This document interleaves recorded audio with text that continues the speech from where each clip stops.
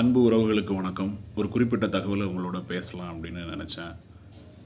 ஒரு நபர் வாக்கு செலுத்துவதற்கு தகுதியான வயது 18 அப்படின்னு நம்ம வச்சுருக்கோம். இதற்கு பின்னால் பல காரணங்கள் உண்டு. நாம் அறிந்திருக்கிறபடி 12ஆம் வகுப்பு பொதுவாக 18 வயது எட்டும்போது மாணவர்கள் அவங்க முடிச்சிருப்பாங்க. அப்போது ஒரு இளமையில் ஒரு கல்வி அறிவுக்கு பிறகு அவர்கள் வாக்கு செலுத்தக்கூடிய நிலவரத்துக்கு வராங்க. ஒரு பெரிய பிரச்சனை இந்த சமூகத்தில் இருக்குது. 18 வயது நிரம்பிய இளைஞர்களை சமீபத்தில் நடந்த தேர்தலில் நம்ம பார்த்தோம்.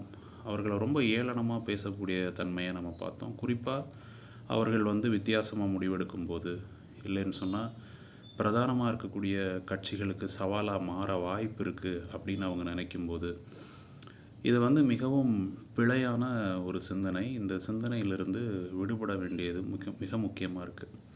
18 வயதாகிற ஒரு நபர் அரசையே தீர்மானிக்கக்கூடிய இடத்துல இருக்கிறாங்க.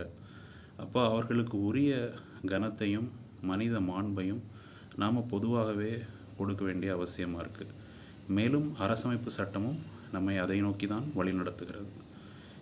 இது தொடர்பாக நான் சில கருத்துக்களை இன்னும் ஒரு சில காணொளிகளில் பதிவிடுறேன். பார்த்துவிட்டு உங்களுடைய கருத்துக்களை சொல்லுங்கள். நன்றி, வணக்கம்.